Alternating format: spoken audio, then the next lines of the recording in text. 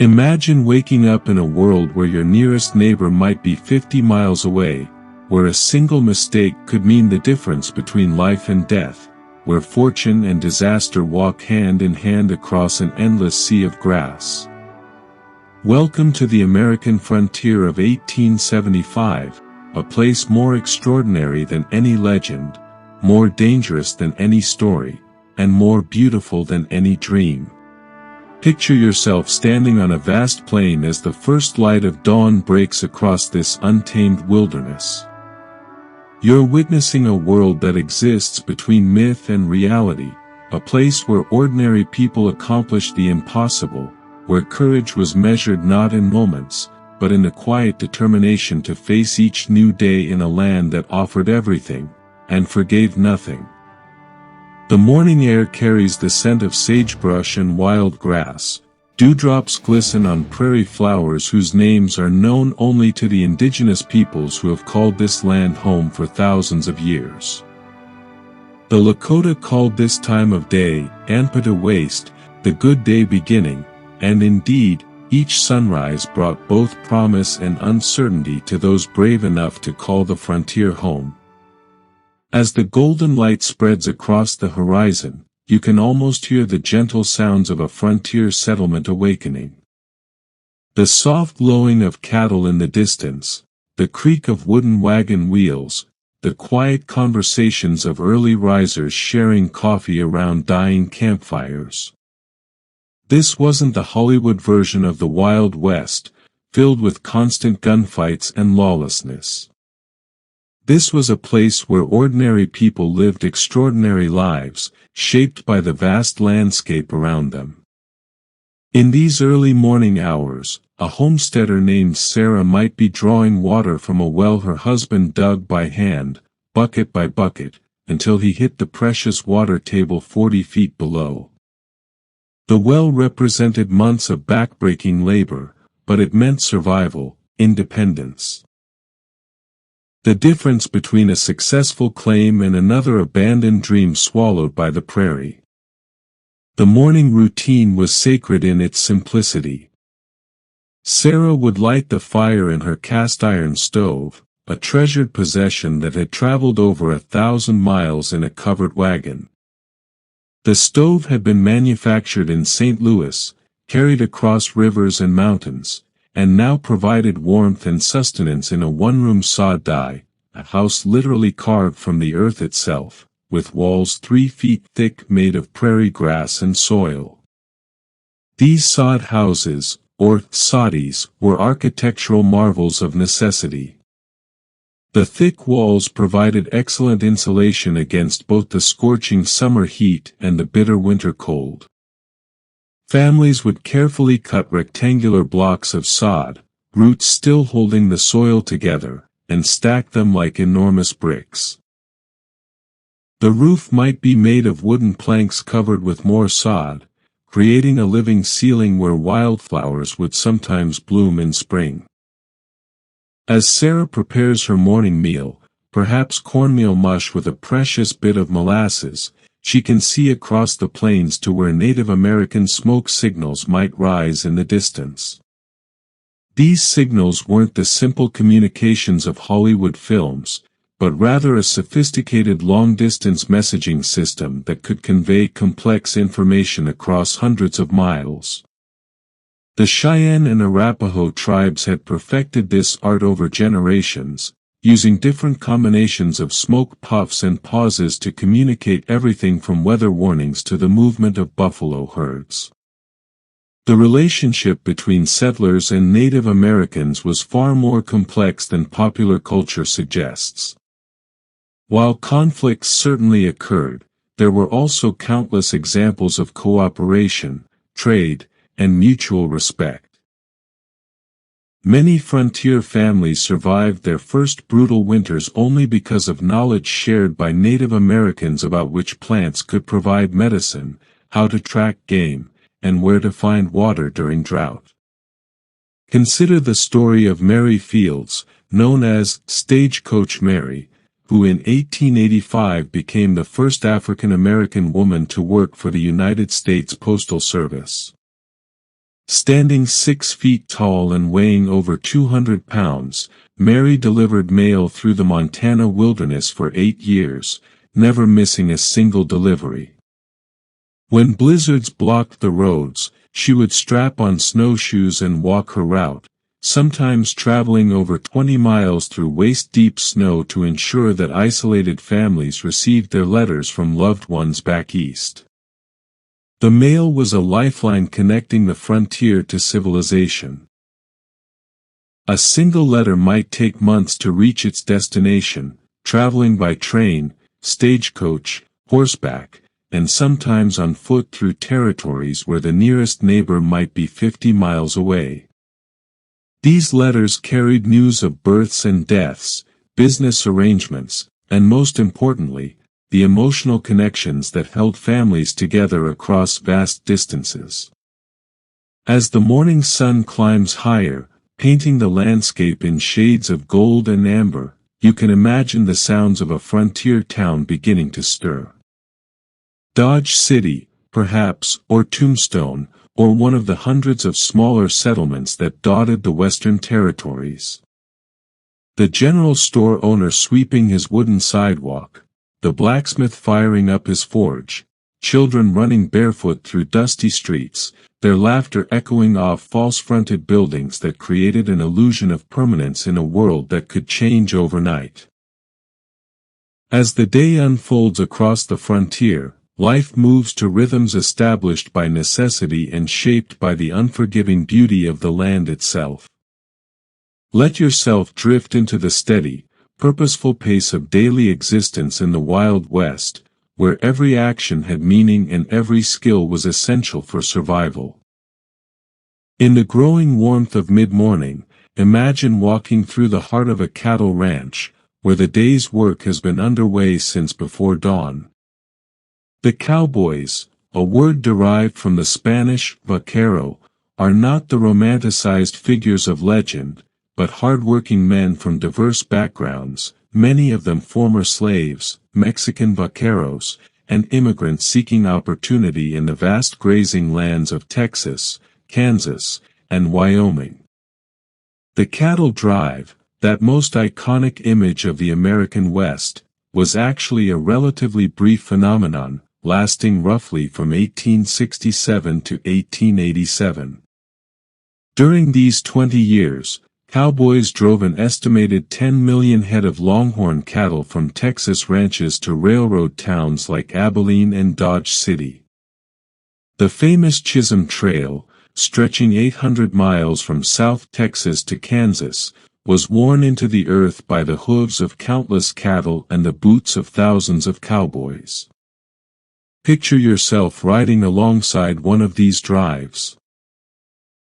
The herd moves like a slow-flowing river of leather and horn, raising a cloud of dust that can be seen for miles across the prairie. The chuck wagon, that mobile kitchen designed by rancher Charles Goodnight in 1866, rolls along with its precious cargo of coffee, beans, flour, and the sourdough starter that would provide bread for weeks on the trail.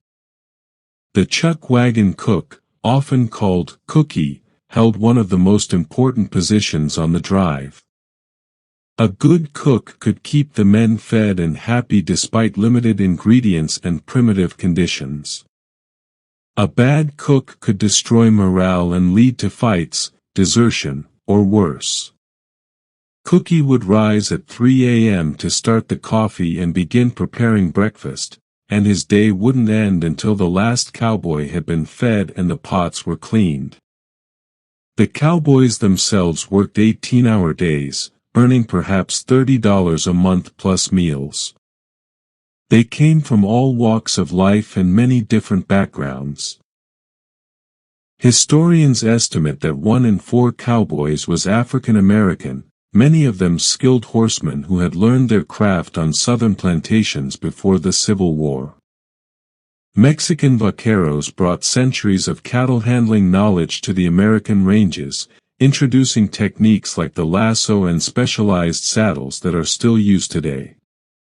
As the afternoon heat builds, let your mind wander to the trading posts scattered across the frontier.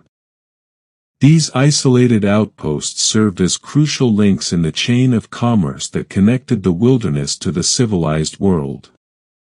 A typical trading post might be a single log building with thick walls and small windows, designed as much for defense as for business. Inside, the air would be thick with the scent of leather, tobacco, and various goods imported from unimaginable distances. Bolts of calico fabric from New England mills, steel tools forged in Pittsburgh, coffee beans from South America, all these items had traveled thousands of miles by ship, train, and wagon to reach this remote outpost on the edge of civilization. The trading post owner needed to be part merchant, part diplomat, and part survival expert. He traded with Native American tribes, frontier families, traveling merchants, and anyone else who might need supplies or services. A successful trader learned to speak multiple languages, understand various tribal customs, and maintain friendly relationships with groups who might be hostile to each other. Bartering was as common as cash transactions. A family might trade eggs, butter, and fresh vegetables for flour, sugar, and ammunition. Native Americans might exchange beautifully crafted beadwork or buffalo hides for metal tools and blankets. The economics of the frontier operated on principles of mutual need and practical value rather than abstract monetary systems. As the sun begins its long descent toward the western horizon, imagine yourself in the parlor of a frontier hotel, perhaps in one of the growing railroad towns that served as gateways to the west. The hotel might be a grand three-story building with electric lights, one of the first in the territory, or it could be a simple two-room structure with shared beds and basic meals. These hotels served as community centers where travelers, locals, and businessmen gathered to share news, conduct business, and find human companionship in the vast loneliness of the frontier. The hotel dining room might be the only place within 100 miles where a person could get a hot meal prepared by someone else. The menu would be simple but substantial. Beef, beans, bread, coffee, and perhaps dried fruit pie if the cook was ambitious and supplies were available.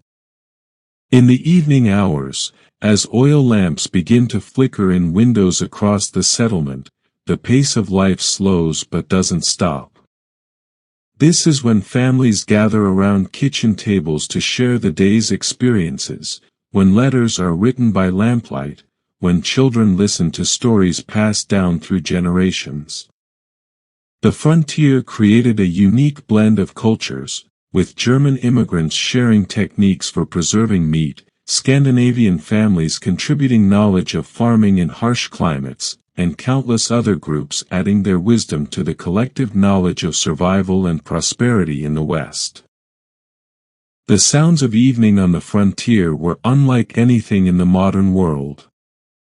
The gentle lowing of cattle settling for the night, the distant howl of coyotes, the soft crackle of wood fires, the faint melody of someone playing a harmonica or fiddle. These sounds created a symphony of solitude and community that defined the Western experience. Allow yourself to drift through the changing seasons of the frontier, where survival depended on reading the subtle signs of nature and preparing for challenges that could arrive without warning. Each season brought its own gifts and trials, shaping the character of those who chose to make their lives in this demanding landscape. Spring arrived on the Great Plains like a whispered promise. After months of bitter cold and isolation, the first green shoots pushing through the snow represented hope itself. Frontier families would emerge from their winter quarters, pale and thin, but alive. The long winter had tested every preparation, every stored resource, every relationship within the small communities scattered across the vast territory. Picture the excitement as the first wagon trains of the season began to appear on the horizon. These weren't just travelers passing through, but lifelines carrying news from the outside world, mail that had waited all winter in distant post offices, and precious supplies that couldn't be produced locally. The arrival of a wagon train was cause for celebration, with the entire community turning out to greet the newcomers and hear stories from the settled territories back east. Spring also meant the beginning of the planting season, a time when the success or failure of crops would determine whether a family would thrive or simply survive through the coming year. Frontier farmers faced challenges unknown to their eastern counterparts. The lack of trees meant no natural windbreaks, so crops were constantly battered by prairie winds. The irregular rainfall could bring devastating floods followed by months of drought.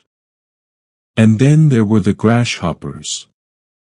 The grasshopper plagues of the 1870s were biblical in their scope and destruction. In 1874, clouds of Rocky Mountain locusts darkened the sky across Nebraska, Kansas, and surrounding territories. Witnesses described the insects as falling like snow, covering the ground inches deep and consuming everything green in their path. They ate crops, tree bark, wooden tool handles, and even the wool off of sheep. Families watched months of backbreaking labor disappear in a matter of hours. But the frontier spirit was remarkably resilient. Communities that survived these natural disasters often emerged stronger, having learned to depend on each other and develop new techniques for dealing with the challenges of their environment. They learned to plant multiple crops in different locations, to store seed grain in multiple hiding places, and to maintain emergency food supplies that could sustain them through unexpected catastrophes. Summer brought its own rhythm of work and community. This was the season of long days and endless tasks. Hay had to be cut and stored for winter feed. Gardens required constant attention in the battle against drought, insects, and wild animals. Fences needed repair after the spring storms. And always, there was the preparation for winter, which seemed to begin almost as soon as the snow melted. The summer social season was crucial for maintaining the human connections that made frontier life bearable.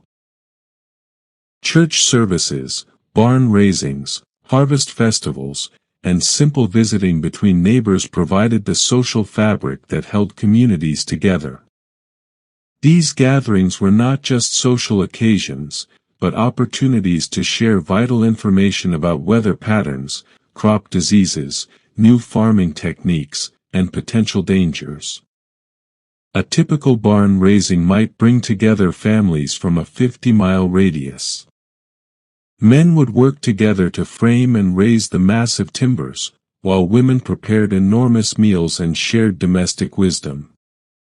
Children played games that had been passed down for generations, learning social skills and forming friendships that might last a lifetime.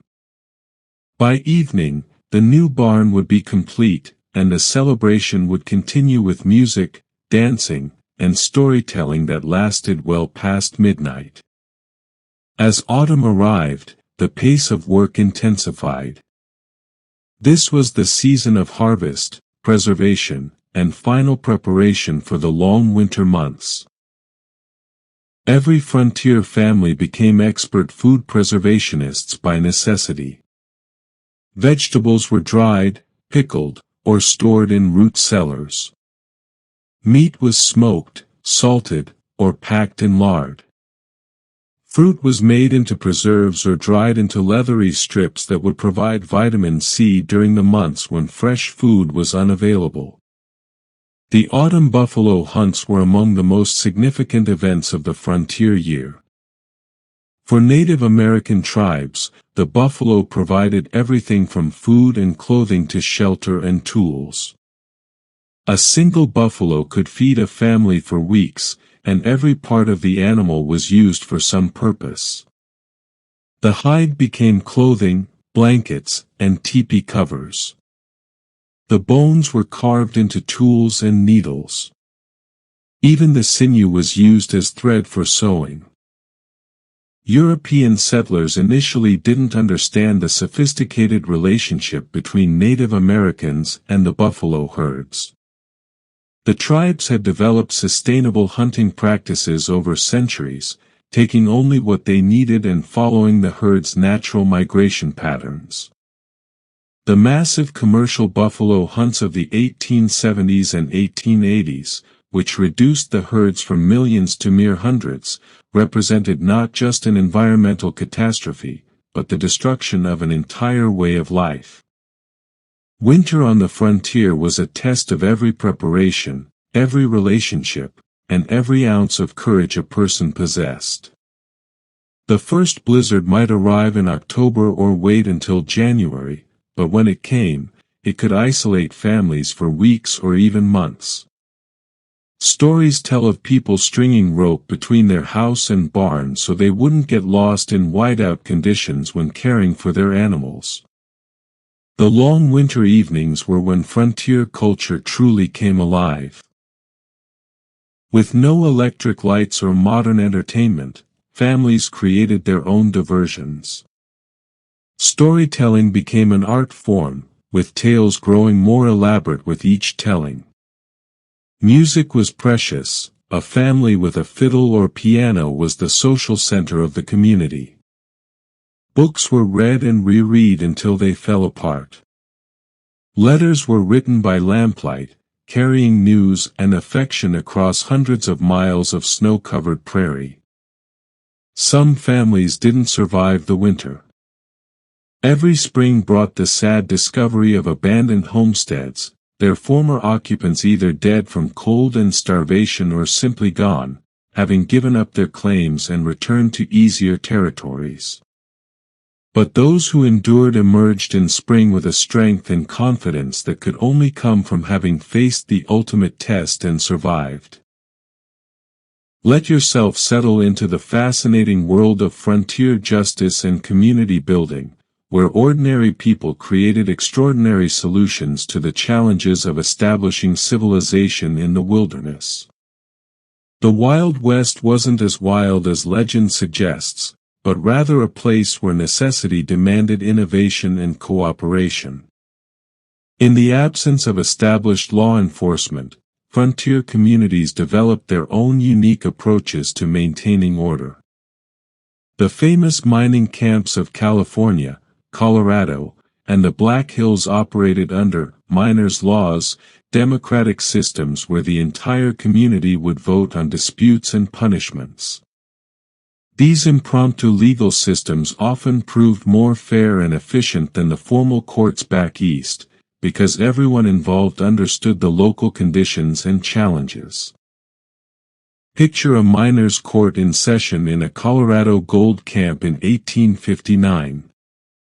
The entire population of the camp, perhaps 200 men, has gathered in the largest tent to hear a case involving claim jumping, one of the most serious crimes in mining country. There's no judge in formal robes, no jury box, no court reporter. Instead, the most respected member of the community acts as moderator while witnesses tell their stories and the accused presents his defense. The decision is reached by simple majority vote, and justice is swift and practical. The legendary frontier marshals were often more administrator than gunfighter. Take Wyatt Earp, whose reputation was built more on his business sense and political connections than on his ability with a Colt .45. In Dodge City, Earp's primary job was collecting taxes and maintaining business licenses. The famous gunfight at the OK Corral lasted only 30 seconds and involved more political rivalry than heroic lawmanship. Yet these men served a crucial role in establishing the rule of law in places where chaos could easily prevail. Women played a much larger role in frontier law enforcement than popular culture acknowledges. Many towns elected women as mayors, sheriffs, and judges. Susanna Salter became the first woman mayor in the United States when she was elected in Argonia, Kansas, in 1887. Women organized temperance unions, established schools and churches, and often served as the moral backbone of frontier communities. The saloon, that iconic symbol of the Wild West, was often the most important social institution in a frontier town. Far from being simply a place for drinking and gambling, saloons served as hotels, restaurants, post offices, and community meeting halls. The saloon keeper was often one of the most influential people in town, serving as unofficial banker, mediator, and information broker. A typical frontier saloon might offer hot meals, a place to sleep, letter-writing services, and even basic medical care. The bartender was often the most educated person in town, serving as advisor, counselor, and keeper of local news. Many saloons had libraries where patrons could borrow books and newspapers. The famous Long Branch Saloon in Dodge City had a piano, a billiard table, and a small stage where traveling entertainers might perform. Frontier justice could be harsh but was often remarkably fair. The practice of shunning was perhaps the most effective form of social control. A person who violated community standards might find himself unable to buy supplies, get help with farm work, or participate in social gatherings. In a place where cooperation meant survival, social isolation was often more devastating than physical punishment. The formation of volunteer fire departments illustrated the cooperative spirit that made frontier communities possible. Fire was one of the greatest threats to wooden frontier towns, and fighting fires required the coordinated effort of every able-bodied person. Fire companies became social organizations as well as emergency services, hosting dances, picnics, and other community events. The fire bell served as the town's communication system, calling people together for emergencies, meetings, and celebrations. Education was a high priority in frontier communities, often established before churches or formal government. One-room schoolhouses dotted the landscape, usually built and maintained through community effort. The schoolteacher, often a young woman from the East, held one of the most respected positions in the community. She might teach children ranging from age 6 to 18, all in the same room, covering everything from basic reading to advanced mathematics. The challenge of frontier teaching was enormous. Textbooks were scarce and expensive. Writing materials were precious. Many children spoke little or no English, coming from German, Scandinavian, or other immigrant families. Yet these schools produced remarkably well-educated citizens, many of whom went on to become leaders in business, politics, and professional fields.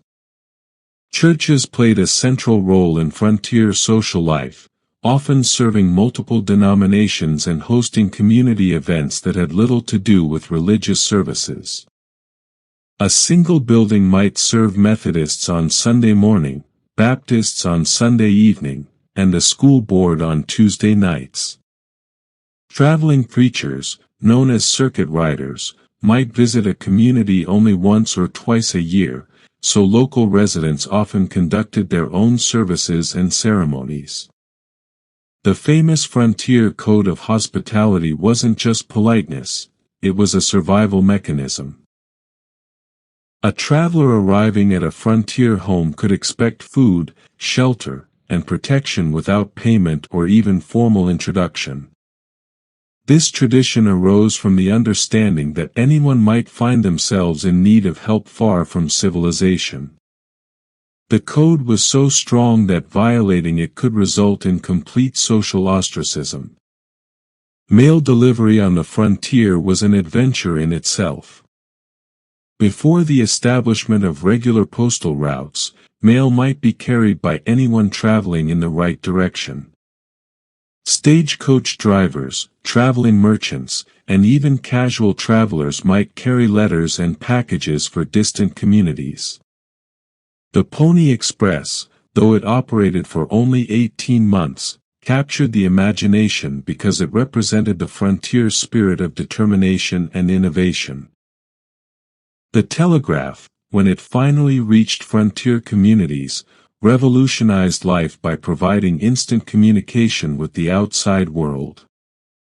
Weather warnings could be transmitted across hundreds of miles. Market prices for cattle and grain could be known immediately.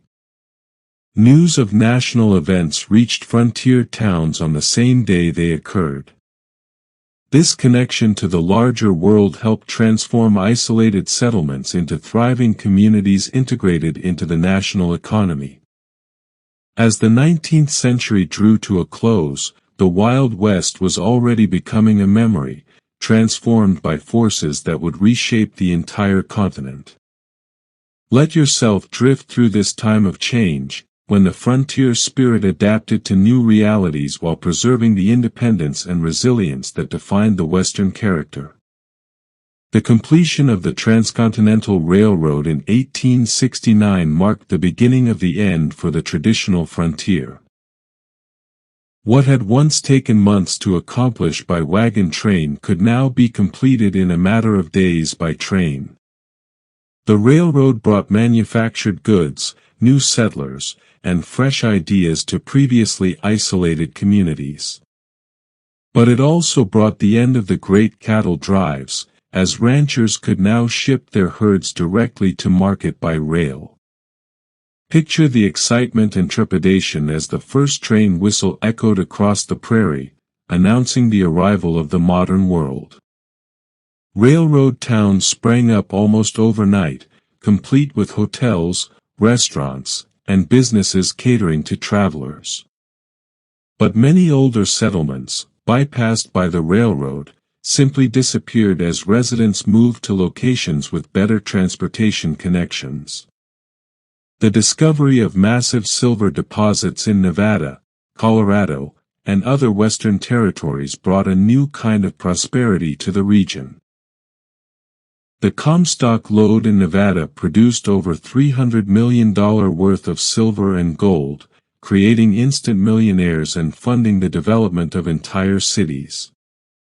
San Francisco's famous mansions and cultural institutions were largely built with Comstock silver money. But mining also brought environmental destruction on a scale previously unknown. Hydraulic mining in California's Sierra Nevada mountains washed entire hillsides into valleys and streams. Mercury used in gold processing poisoned water supplies. Forests were stripped bare to provide timber for mines and smelters.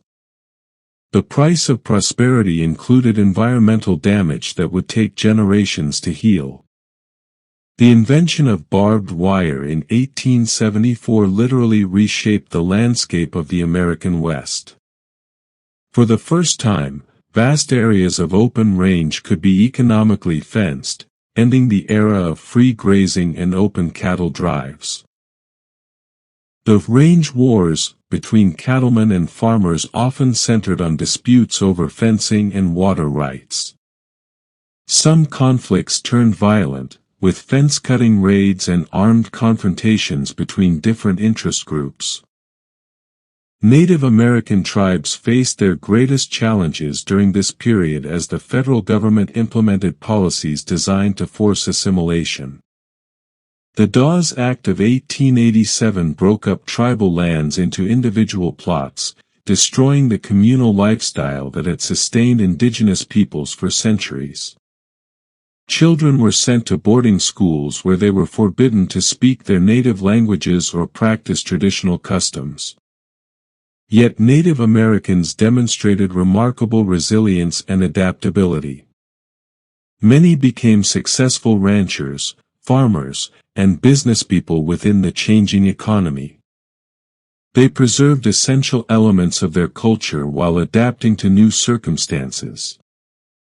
The powwow tradition, for example, evolved as a way to maintain cultural connections across tribal boundaries in a rapidly changing world.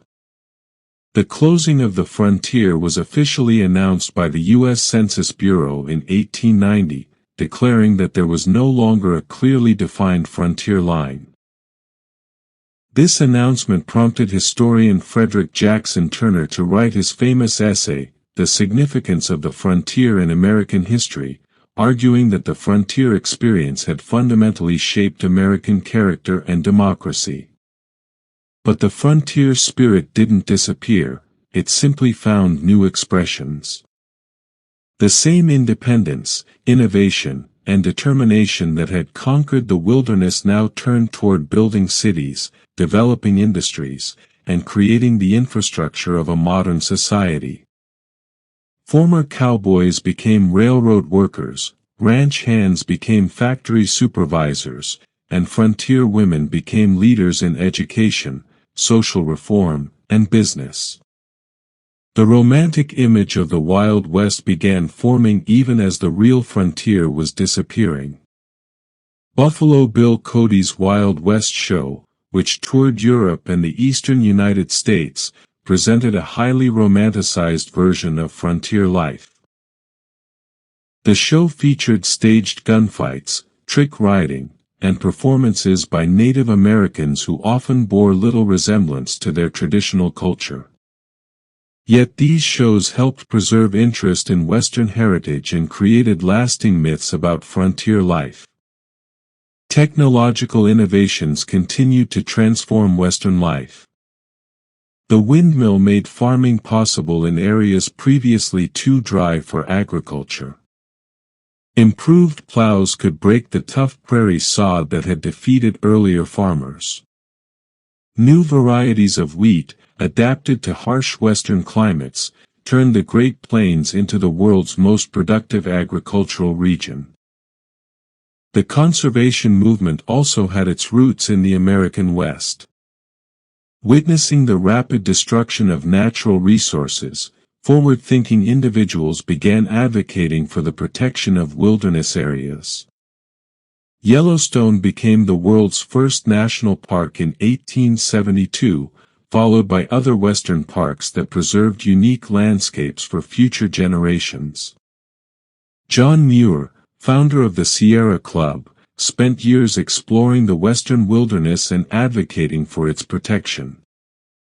As the 20th century approached, many frontier communities had evolved into prosperous cities with electric lights, telephone service, and all the amenities of modern civilization. Denver, San Francisco, and Seattle became major metropolitan centers. Yet they retained something of the frontier spirit, an openness to newcomers, a willingness to take risks, and a sense of unlimited possibility that distinguished Western cities from their Eastern counterparts. The transformation wasn't always smooth or complete. Economic booms and busts continued to characterize Western development. Mining towns might flourish for a few years before the ore played out, leaving ghost towns scattered across the landscape. Agricultural communities might prosper during wet years only to face abandonment during prolonged droughts. As we reach the end of our journey through the Wild West, let your mind rest on the enduring legacy of this remarkable chapter in human history. The frontier may have officially closed, but its spirit lives on in ways both obvious and subtle, continuing to shape the character of a nation and inspire people around the world. The values forged in the crucible of frontier life, self-reliance, innovation, and community cooperation, became integral parts of the American identity.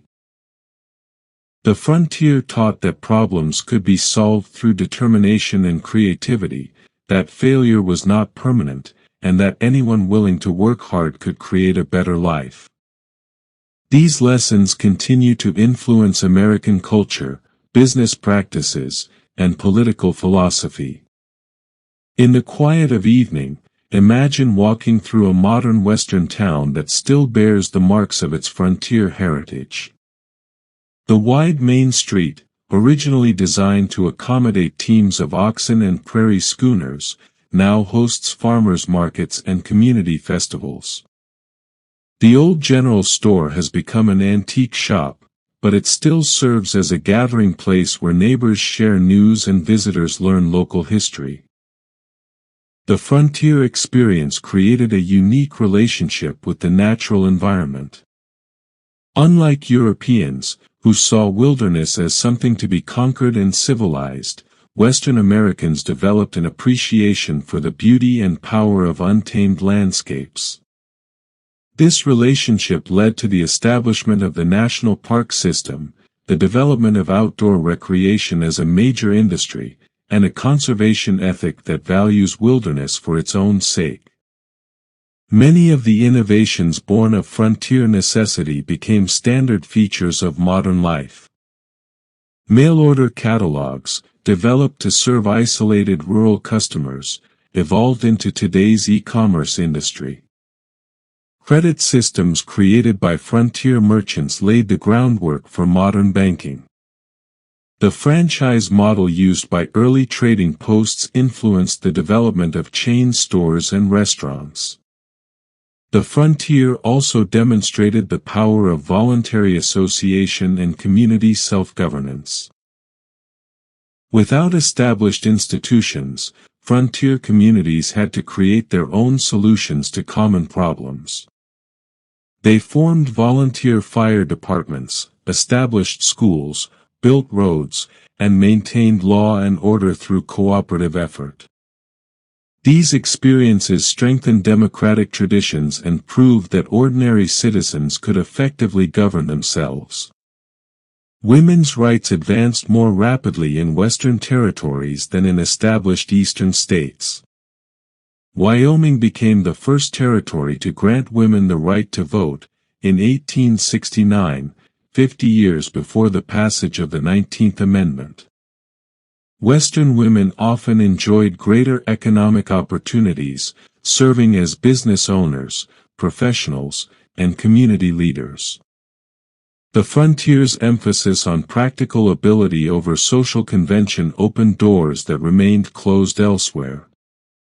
The cultural diversity of the frontier also left lasting influences. Mexican vaqueros introduced ranching techniques that are still used today. Chinese immigrants brought agricultural knowledge that helped develop California's farming industry. Scandinavian settlers contributed techniques for farming in harsh climates. This blending of cultures created a uniquely American synthesis of traditions and practices. Native American influences on frontier culture were profound, though often unacknowledged. Indigenous knowledge about medicinal plants, weather patterns, and sustainable hunting practices proved invaluable to European settlers. Many place names, food crops, and survival techniques originated with Native American tribes. The democratic traditions of some tribes influenced American political development. The frontier's emphasis on education created some of the world's finest universities. Stanford, the University of California system, and many other Western institutions combined academic excellence with practical innovation. The land-grant college system, which provided public higher education focused on agriculture and engineering, helped transform American society from rural and agricultural to urban and industrial.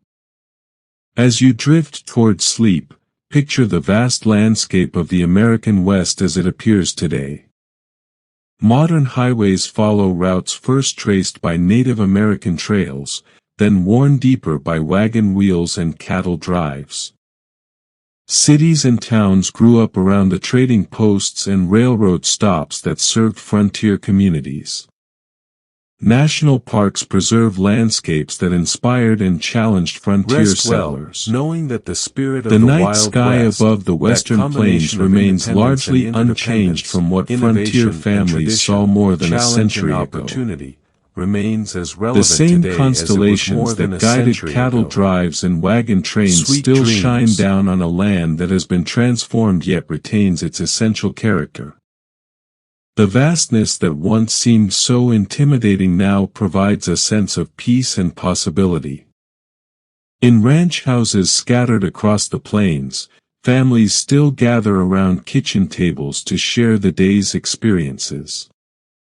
The conversations might include discussions of global markets, internet connections, and climate change, but the fundamental rhythms of work, family, and community remain remarkably similar to those of frontier times.